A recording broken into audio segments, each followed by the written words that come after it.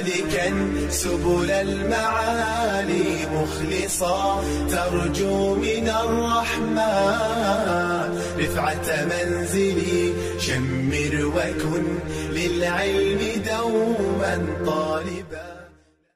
بسم الله الرحمن الرحيم. الحمد لله رب العالمين، صلى الله وسلم على رسوله الأمين وعلى آله وأصحابه أجمعين. اللهم أصلح لنا نياتنا وذرياتنا وأحسن ختامنا يا أرحم الراحمين. أما بعد. Şerh Umdatul Mar'a kitobidan darsimizni davom ettiramiz. Hop, 51-chi hadisga kelgan ekanmiz. Oysha radhiyallohu anhodan rivoyat qilinadi. Ana Aisha radhiyallohu anha qalat kunna nakhruju ma'an nabiy sallallohu alayhi wa sallam ila Makkah فنضمد جباهنا بالسك المطيب عند الإحرام فإذا علقت إحدانا سال على وجهها فيراه النبي صلى الله عليه وسلم فلا ينهاها. Oysha radhiyallohu anha aytadilarki, Nabiy sallallohu alayhi vasallam bilan Makkaga yo'lga chiqardik. Ihrom bog'lash paytida peshonamizga xushbo'y surtib olardik. Birortamiz terlasak yuzimizga oqib tushardi. Nabiy sallallohu alayhi vasallam buni ko'rardilar, lekin undan qaytarmasdilar. Demak, mana bu hadisda Oysha radhiyallohu anha Nabiy sallallohu alayhi vasallam bilan birga Madinadan Makkaga hajga chiqqanliklarini aytib beryaptilar, xabar beryaptilar. Aytibdilarki, Rasululloh bilan birga Makkaga yo'lga chiqardik. Ihrom bog'lash paytida peshonamizga xushbo'y surtib olardik. Xushbo'ylik surtib olardik va birortamiz terlagan paytimizda yuzimizga ham oqib tushardi.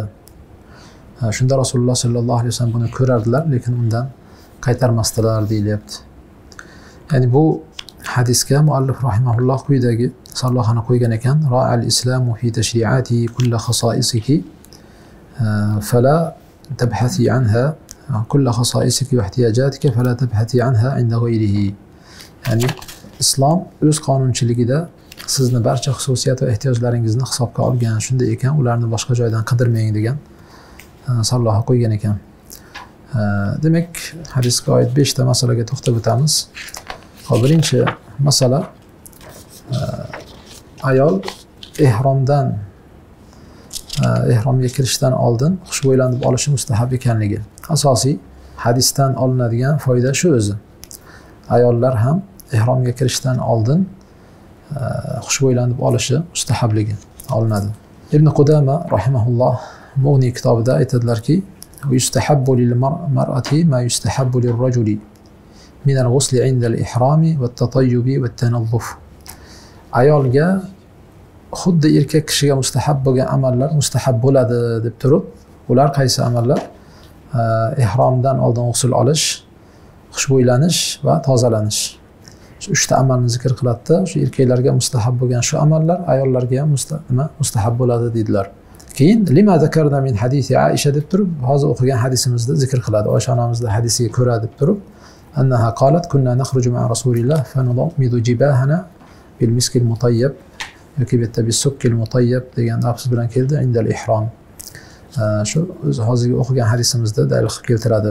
Xo'p, Imom Shofiy ham aytadilarki, فنرى جائزا للرجل والمرأة اختلاف الحديث كتابدا aytadilarki فنرى جائزا للرجل والمرأة أن يتطيبا بالغالية وغيرها مما يبقى ريحه بعد الإحرام. Biz erkakka ham ayolga ham joiz deb bilamiz g'oliya nomli atirlarni bilan xushbo'ylanish yoki undan boshqa ihromdan keyin ham hidi qoladigan atirlarni ishlatishni joiz deb bilamiz deyapti.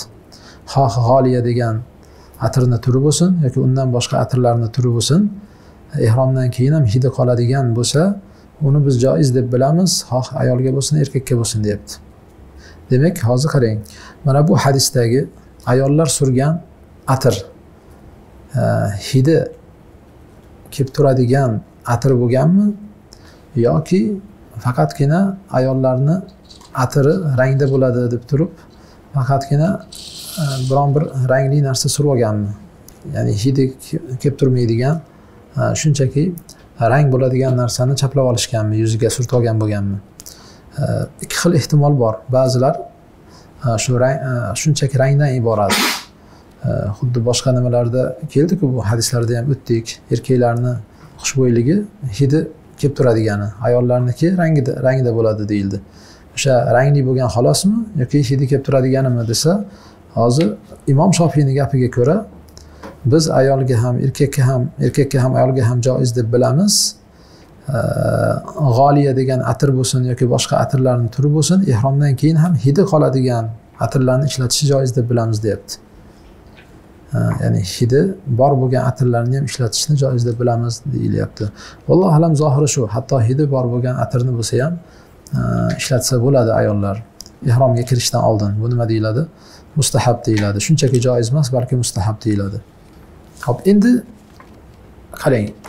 Ikkinchi masala, ya'ni bu masalada aytgan so'zimizga ikkinchi masalada aytilayotgan gaplar ham bir qo'llab-quvvatlaydi.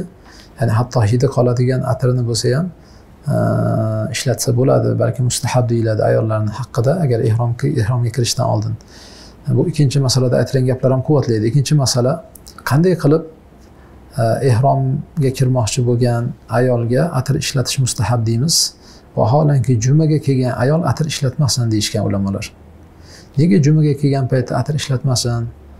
Yoki jamoatga chiqsa, masjidga chiqsa, wal yakhrujna tafilat deyilgan-ku. Ya'ni xushbo'ylanmasdan chiqsin deyilgan. Xushbo'y ishlatmasdan chiqish kerak. Jumaga chiqsa, jamoatga chiqsa, masjidga borsa, atir sepmasin yoki umuman tashqariga chiqsa, atir sepmasin deyilgan bo'lsa, endi ihromga kirmoqchi bo'lganda qanday qilib atir sepishga targ'ib qilinyapti yoki mustahab deb aytilyapti degan nimaga ulamolar javob berishgan. Mana shu savolga Imom Navaviy rahimahulloh aytadilarki, qala ashabuna va sawa'un fi istihbabihi al-mar'atu ash-shabbatu wal-ajuz. Ya'ni atir ishlatish mustahabligida ayol yoshmi, qarimi farqi yo'q. Ya'ni yoshi o'tib qolgan ayol bo'lsa ham, yosh ayol bo'lsa ham atirni ishlatishi ihromdan oldin mustahab deydilar. Keyin aytadiki, bu masala bilan juma masalasini orasidagi farq deydi. Chunki jumaga xushbo'ylik ishlatib chiqishi makruh yoki harom deyishgan, makruh deyishgan. Nimaga farqi nima desa, li'anna makanal jum'ati yadiqu va kazalika vaqtuha deyapti. Chunki jumani makoni ham tor, vaqti ham ziq. Fala yumkinuha ijtinabur rijal. Jumani o'qish uchun borgan ayol erkaklardan chetlana olmaydi. Chunki joy tor. Masjidlar kichkina bo'ladi, endi joy tor. Vaqt ham ziq degani, ya'ni juma namozi uzoq vaqtga bormaydi. Bi xilafin nusuk deyapti. Haj payti yoki haj ibodati unday emas deyapti. Haj ibodati unday emas. Ya'ni hozir oldin hajga chiqilsa, odatda ayollar alohida har bitta masalan ayolini mahramini olgan bo'lsa, tuyada taxtiravon qilib, o'sha taxtiravonda bo'lishgan. Demak, tuyada ayollarning o'zi bo'lgan taxtiravonda bo'ldi, erkaklar alohida yoki har kim o'zining tuyasini alohida olib yurgan. U ayolning yaqiniga birov bormaganda endi. Ayolning yaqiniga birov bormaganda o'zining mahrami bo'lgan, masalan, o'zi bilan birga olib yurgan va hokazo. Keyin taxtiravonda bo'lgan, u bilan birga birov bo'lmagan. Ammo jumada masjidga keladi, masjidda baribir yaqinroq saflarda, masalan, oxirgi safdagi erkaklar, bu yoqdagi boshidagi safdagi ayollar baribir bir-biriga yaqin bo'ladi. Baribir atir ishlatib kelgan bo'lsa, joy tor deyapti. Bitta masjid ichiga kirgandan keyin baribir xushbo'ylik boshqa erkaklarni baribir dimog'iga uradi, baribir hid keladi. Shuning uchun undan qaytarilgan. Va vaqt ham tor degani hech qancha vaqtga bormaydi, boradi, qaytadi, atirga ehtiyoji yo'q. Lekin aytganimizdek, Madinadan masalan Makkaga ihrom bog'lab boradigan bo'lsa, ayollar 10 kun, o'sha paytda 10 kunlik masofa bo'lgan. 10 kun yurish kerak. Baribir terlashi bor, boshqasi bor. Shuning uchun ishlatib olsa, ya'ni xushbo'ylik ishlatib oladigan bo'lsa, sal bo'lsa ham nima? Yengillik bo'ladi. Sal bo'lsa ham yengillik bo'ladi. Yo'lda masalan terlashi bor, boshqasi bor. Lekin unga ehtiyoj yo'q. O'sha jumada vaqti ziq bo'lganligidan erta bir atir ishlatishga ehtiyoji yo'q.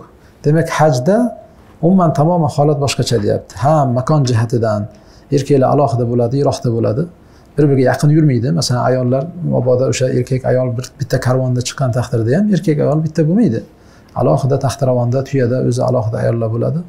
Olib yursa mahram olib yuradi, uni yaqinda erkaklar bo'lmaydi. Bu bir. Ikkinchi jihati, uzoq muddat yuradi. Bo'ldi, o'sha ihromdan chiqquncha masalan 10 kun yursa, Rasululloh sollallohu alayhi vasallam 10 kun yurib borganlar, 4-kun kelib, Zulhijjaning 4-kun kelib, keyin hajgacha kutganlar. Bu yoqda 10 kun bo'lsa yo'lda, 4 kun kutgan bo'lsa 14 kun, 8-kun 15, 9-kun 16, 10-kun ihromdan chiqadigan kuni 17 kun bo'lib ketyapti. Yani to ihromdan chiqquncha 17 kun hozir na atir ishlatib bo'ladi, na boshqa. Shuning uchun boshida ishlatib olgani ozgina bo'lsa ham yengillik bo'ladi. Shu vaqt ham ko'p, ya'ni uzoq vaqt endi atir ishlatmaslik kerak bo'ladi ayol. Shuning uchun ham vaqt ham makon jihatdan farqi bor. Bu bilan buni farqi bor deb turib, shuning uchun ihrom paytida mustahab deyapmiz ayollarga atir ishlatishi, nimada esa mustahab emas deymiz. Ya'ni jumaga kelganda, masjidga chiqqanda buni mustahab deb aytmaymiz deyapti. Ibn Muflih rahimahulloh Mubdi' kitobida ham aytadilar: "Innama kuriha fil jum'ati khawfal fitna." Jumaga chiqqan ayolga xushbo'ylik ishlatish makruh deganidik, fitna xavfi bor. Erkaklarni fitnalab qo'yish xavfi bor. Liqurbiha minar rijal, chunki erkaklarga yaqin bo'ladi. Va lihada la yalzamuha. Shuning uchun lozim emas ishlatish. Lozim emas, la yalzamuha degani o'zi aslo juma lozim emas desak ham bo'ladi. Juma o'zi lozim emas. Ayolga mabodo kelsa ishlatmay kelsin, o'sha xushbo'ylik ishlatmay kelsin deb. Bi xilafil haj, ammo haj ham lozim. Ya'ni qodir bo'lsa shartlar topilsa borish kerak. Ham aytganimizdek erkaklarga yaqin bo'lmaydi. Erkaklardan uzoq bo'ladi va Imom Navoiy aytgandek vaqti ham nima? Uzoq vaqt endi xushbo'ylik ishlatmaslik kerak bo'ladi. Shuning uchun bunda ishlatish mustahab deb aytamiz deyilyapti. Endi bu mana bundan nima ko'rinadi? Agar faqatgina atir ishlatishdan maqsad rangi ko'rinadigan, hidi yo'q bo'lgan atir bo'lganda bu gaplarning hojati yo'q edi. Hozir mana bu gaplarni jumaga ishlatmay chiqsin dedik deb mana bu jamlashlarning hojati qolmasdi. Demak, zohirdan shu ihromda ishlatsa bo'ladi deganda Imom Shofiyning gapini ham ochiq gaplarini aytdik. Mimma yabqa rihuhu ba'da al-ihrom. Ihromdan keyin hidi qoladigan atir ishlatishi ham joiz deb bilamiz, deyapti. Demak, shu hidi bor bo'lgan atir ishlatish haqida gap ketyapti. Tushunarli? Lekin hozirgi paytda bitta avtobusda, bitta mashinada borsa, masalan, ayollar mabodo oldinga yo orqaga o'tirgan taqdirda ham ko'pincha shunday bo'ladi. Masalan, bitta guruhda borganlar, ayol erkak bitta avtobusga o'tiriladi. Faqat oldinga ayollar erkakka, orqaga erkaklar yoki aksincha qilishi mumkin. Modomki atir sep bo'ladigan bo'lsa, bitta avtobusda ketadigan bo'lib, hidi kelib turadigan bo'lsa, ishlatmasin deyiladi. Nimaga qarasangiz, u bitta masjidda bo'lgandan ham battarda, endi bitta avtobusda bo'lsa, hozir bitta masjidda bo'lgani uchun joiz emas deyilgan bo'lsa, jumaga kelgan ayolga endi bitta avtobusga o'tirib olib boradigan bo'lsa, endi illatga qaraydigan bo'lsangiz, joiz emas degan narsa kelib chiqadi. O'sha mustahabda qilmay qo'yaversin, fitna xavfi uchun deyiladi.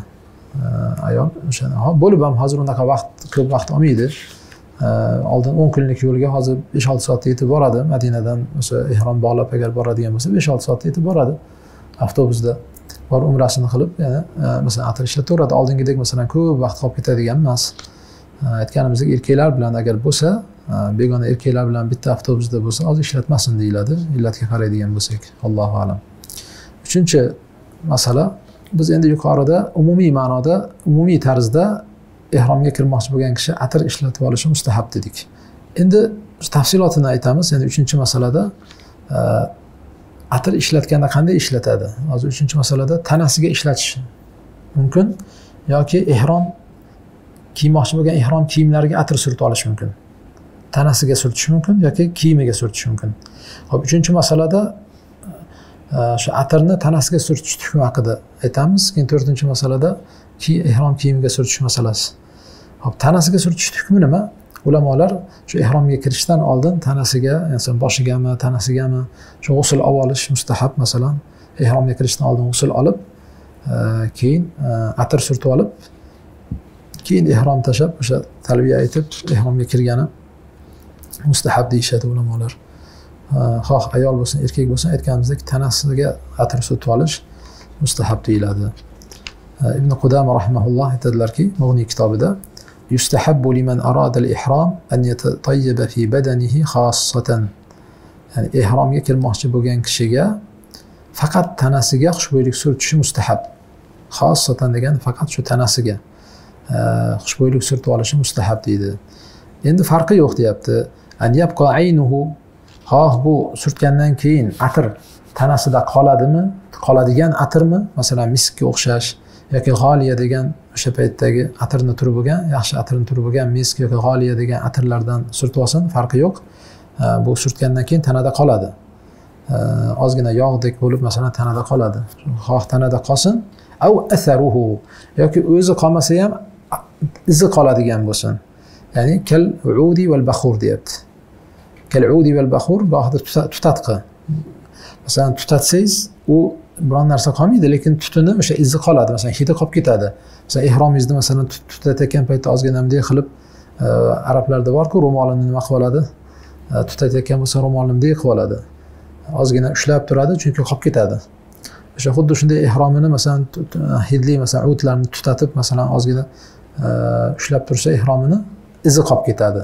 Lekin ayni atirni o'zi qolmaydi.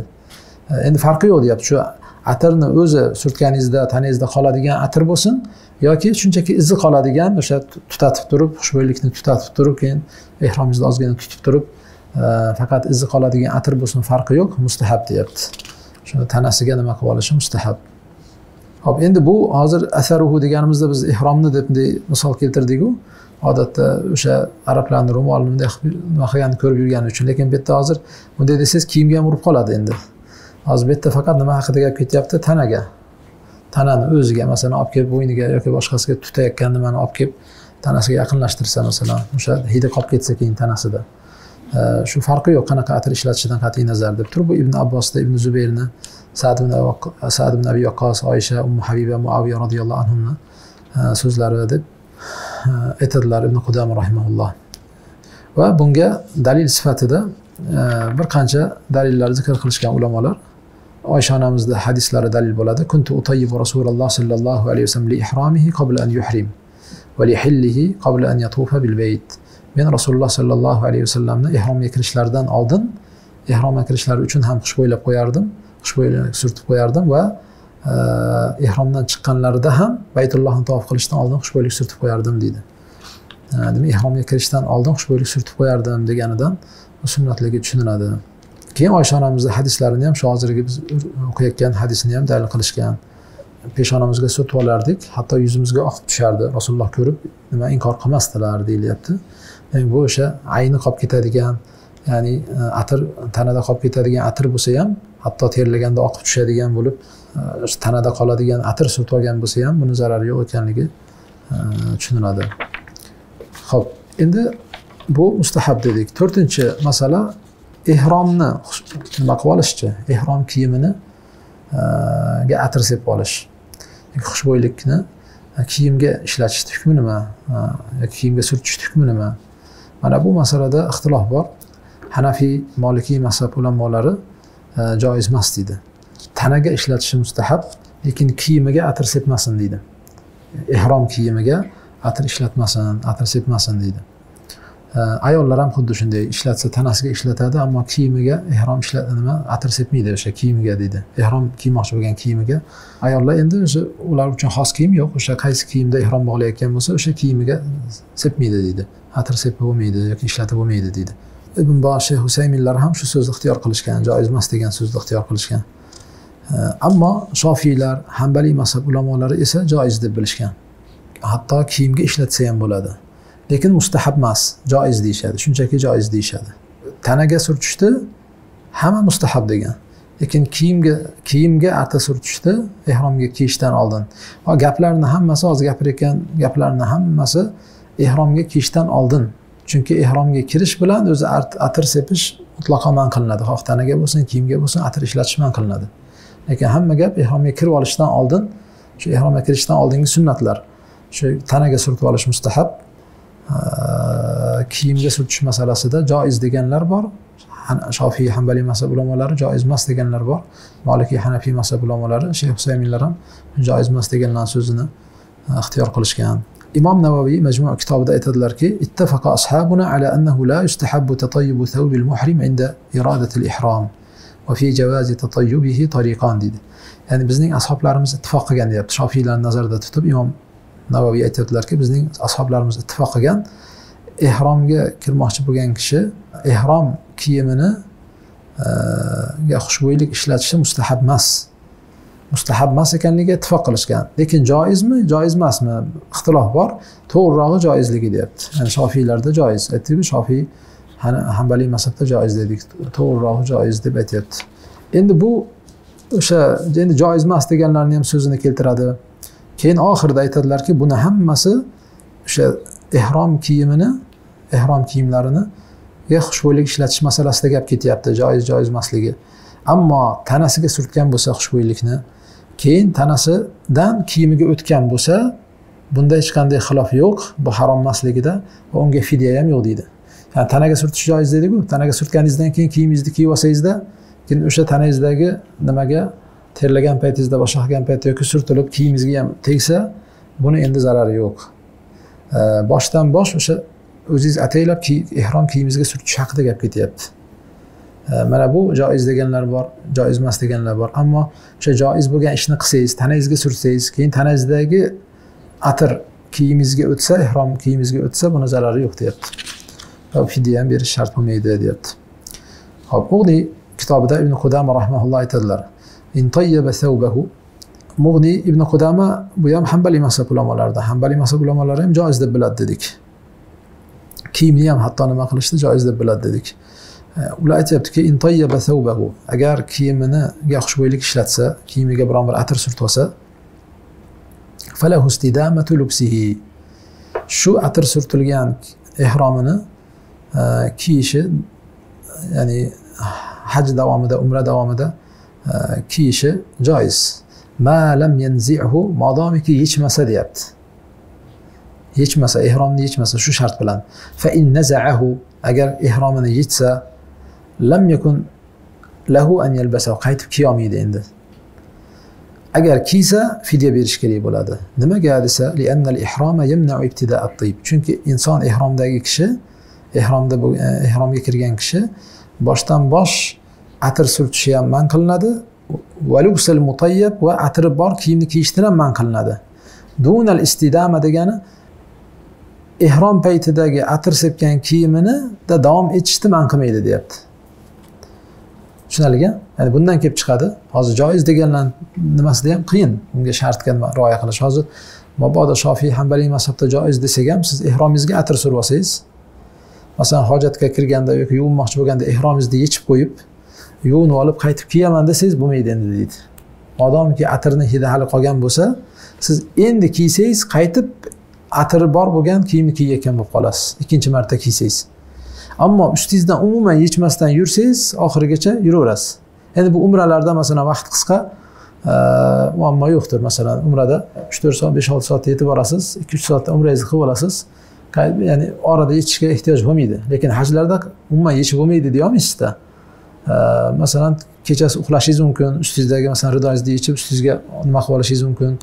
U uxlagan paytingizda tushib ketgan bo'lsa, ustingizdan keyin yana uni kiyib olaman desangiz, ayni shuni kiy olmay qolasiz. Illoki uni yuvib, atirini ketkazishingiz kerak yoki boshqasini ustingizga olishingiz kerak bo'ladi.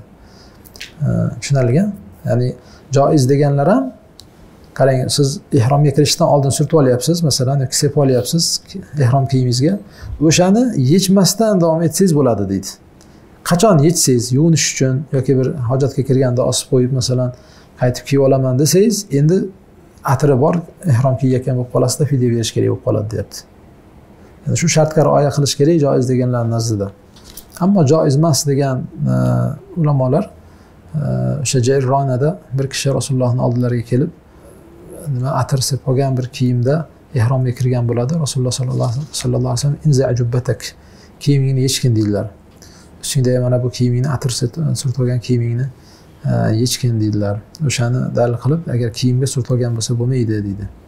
Tanaga surtib olsagina bo'ladi. Hadis ham ochiq, hadislar ham shu haqda keldi. Lekin kiyimga surtsa bo'lmaydi, uni kiyib bo'lmaydi deydi. Endi bundan kelib chiqadi. Hozir masalan ihromlarni shirin hid chiqarib turadigan narsalarni qo'shib yuvgan bo'lsa, ya'ni kiyganingizda xuddi o'sha nima atirning hidi kelib turganda hid kelib turadi, o'shalarni kiysa bo'ladimi yoki yo'qmi? O'sha atir surtgan bilan bir xil bo'ladimi yo'qmi? Ya shu o'zi aytdik-ku, o'sha ihromga surtish masalasiga kelib taqaladida, ihromga atir surtsa bo'ladimi ki ihrom kiyimiga? Ihrom kiyimiga atir surtsa bo'ladimi yo'qmi degan masala. Agar joiz desak ham, Shofiy Hanbaliylarda joiz degan so'zni olsak ham, uni o'sha aytganimizdek to nimangizni oxirigacha ihromdan chiqquncha yechmasligingiz kerak. Yechishingiz bilan qaytib kiyolmay qolasiz. Illo hidi ketib qolgan bo'lsa yoki yuvsangiz yo almashtirishingiz kerak bo'ladi. U hokazo, ya'ni yechmay oxirigacha nima qilishingiz kerak. Endi u ataylab o'sha aytganimizdek ortiqcha hid beradigan narsa qo'shib yurgan bo'lsangiz endi.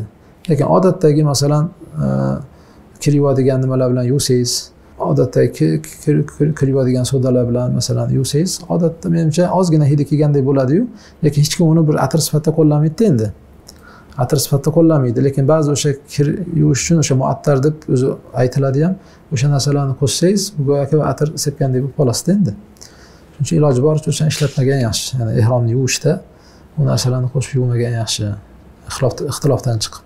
Ibn Qudamani gapini davomini o'qib qo'yamiz. Ibn Qudama rahimahulloh aytadilarki, ya'ni 5-masalaga o'tishdan oldin, "Kazalika in naqala at-tiba min mawdi'in min badanihi ila mawdi'in akhar iftada."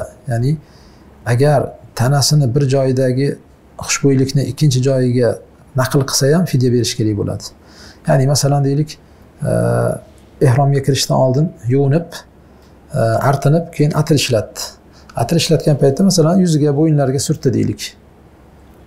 Keyinchalik masalan shu yuzidagi atirdan olib masalan qo'liga surtdi yoki bir o'sha oldingi surtgan joydan olib boshqa joyga surtsa, bu atir ishlatgan bo'lib qoladi endi. Ihromga kirgandan keyin, ihromga kirib bo'lgandan keyin, niyat qilib bo'lganidan keyin agar shu ihromidan oldin surtgan atirini bir joydan boshqa joyga ko'chirsa ham endi atir ishlatgan bo'lib qoladi, deyapti. Fidya berish kerak bo'ladi. Keyin yana aytadiki, "Va kaza in ta'ammada massahu bi yadihi aw nahahu min mawdi'ihi." Yoki ataylab ushlasa, o'sha atir surgan joyni ataylab ushlasa yoki o'zini joyidan boshqa joyga ko'chirsa va yana o'sha joyga qaytarib qo'ysa ham fidya berish kerak bo'ladi. Fa amma in ariqat at-tib, ammo terlagan paytda shu ter bilan oqib tushsa, tanasini boshqa joyiga o'sha xushbo'ylik surtmagan joylarga ter bilan oqib tushsa, aw zaba bish-shamsi yoki o'sha quyosh sababli oqib tushsa, bir joydan boshqa joyga o'tsa, bunda zarari yo'q deb turib, chunki u o'zini fe'li bilan bo'lmadi, laysa min fi'lihi. Va bunga o'sha Oysha onamizning hadisi dalil bo'ladi. Peshonamizga surtib olardik, keyin yuzimizga oqib tushardi. Rasululloh buni ko'rib indamasdilar deydi. Demak, o'zini fe'li bilan bo'lmasa, bir joyda surtgan joydan boshqa joyga ko'chishi, terlab boshqa qilib o'tgan bo'lsa, uni zarari yo'q deyapti. Xo'p. Endi 5-masala, demak bundan tushunildi, hozirgi masalalardan tushunildiki, ihromdagi kishi xushbo'ylikdan man qilinadi. Faqat ihromga kirishdan oldin xushbo'ylik surtib olish mustahab deyapmiz. Chunki to ihromdan chiqquncha endi bu yoqqa xushbo'ylik ishlatish mumkin emas. Oldin ihromga kirishdan oldin ishlatib olsa yaxshi, sunnat deyilyapti. Bilmasdan ishlatib qo'ysa-chi, uni hukmi nima? Hop, ishlatish joiz emas dedik. Yo hukmni bilmaydi, yo hukmni bilsa ham bilmagan holatda ishlatib qo'ydi. Masalan, gohida ihromdagi kishilar ovqatlanishga kiradi. Bir joyga, oshxonalarga ovqatlanishga kirsa, hozir masalan ho'l salfetkalar beradi. Bu ho'l salfetkalarni olsangiz, ichida albatta xushbo'ylik nimasi bo'ladi. Shuni olib masalan qo'llarni surtadi, artadi, boshqa qiladi. Shuni hidi urib turadi. Ochishingiz bilan o'zi hidi urib turadi masalan. Mana bu xushbo'ylik ishlatish bo'lib qoladi. Shuni esdan chiqarib ishlatib qo'ydi masalan. Asli ishlatmaslik kerak yoki ovqatlanib kelib borib o'sha sovunlar masalan, oshxonada turgan sovunlar, uni hidi bor. Shu hidi bor sovunlar bilan ham masalan qo'llarni yuvish joiz emas. Shuni bilmasdan lekin esdan chiqarib qilib qo'ysa, biron bir fidya berish kerakmi deyilsa, agar esdan chiqarib atir ishlatib qo'ysa, yuvoradi. Esiga tushgan paytda yuvorish kerak. Lekin nima berish shart emas, fidya berish shart emas. Fidyani qachon beradi? Bilib turib ishlatsa.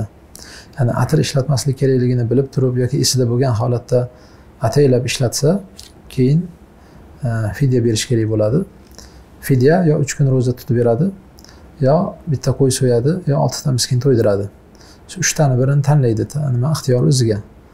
Ixtiyor o'zida bo'ladi. Ammo shuni esdan chiqarib qilib qo'ysa, aytganimizdek esiga tushishi bilan hali hidi bor bo'lsa, surtgan atirini hidi bor bo'lsa, nima qilib yoradi? Shuni yuvib yoradi, ketkizib yoradi. Bo'ldi.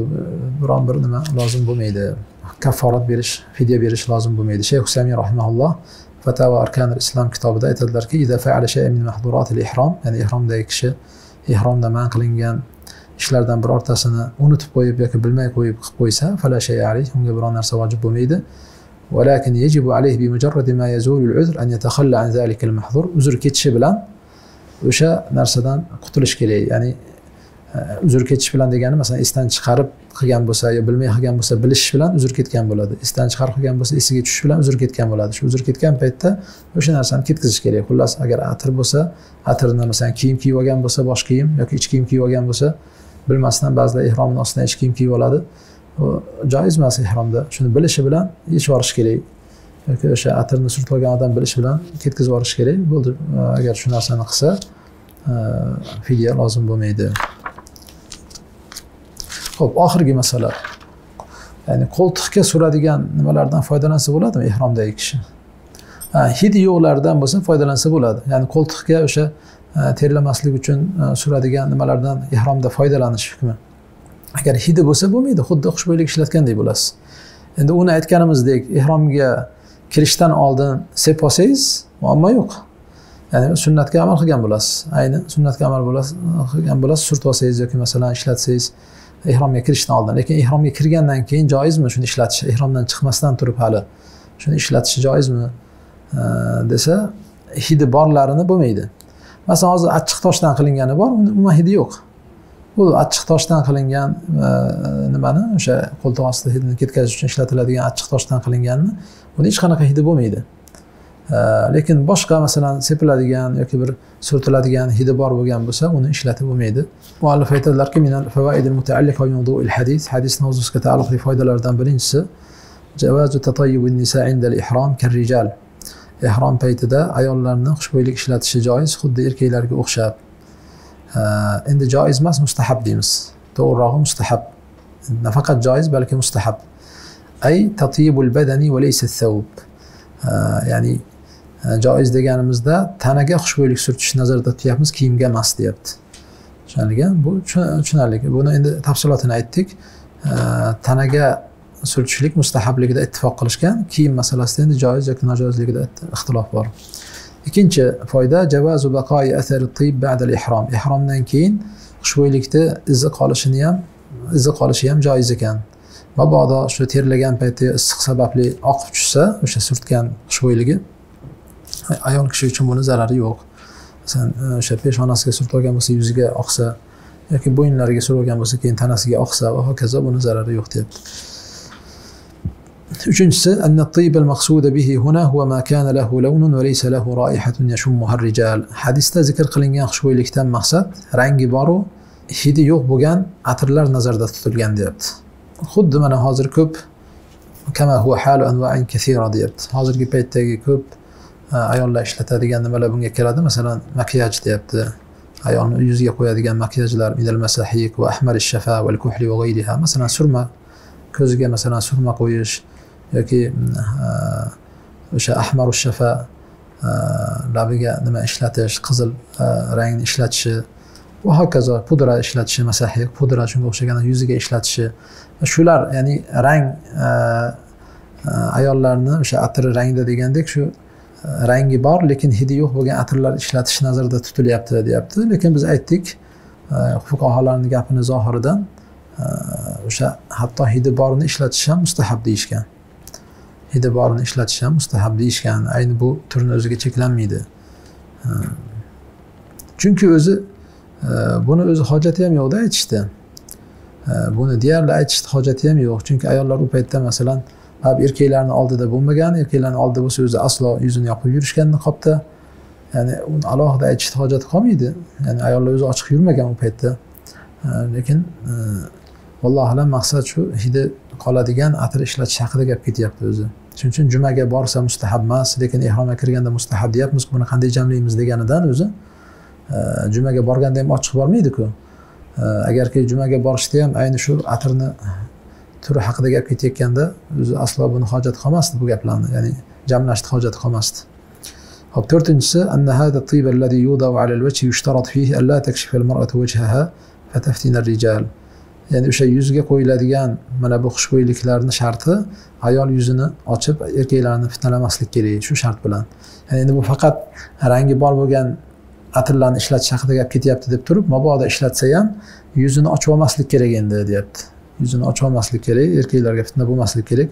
Chunki begona erkakdan bekitishga buyurilgan ziynat hisoblanadi. Ayolning yuzi bu o'sha begona erkaklardan bekitishga buyurilgan ziynat hisoblanadi deyapti. Shu bilan kifoyalanamiz. Subhanakallohumma bihamdik nashhadu an la ilaha illa anta nastag'firuka va natubu ilayk. الخبيثات للخبيثين والخبيثون للخبيثات والطيبات للطيبين والطيبون للطيبات أولئك مبرؤون مما يقولون لهم مغفرة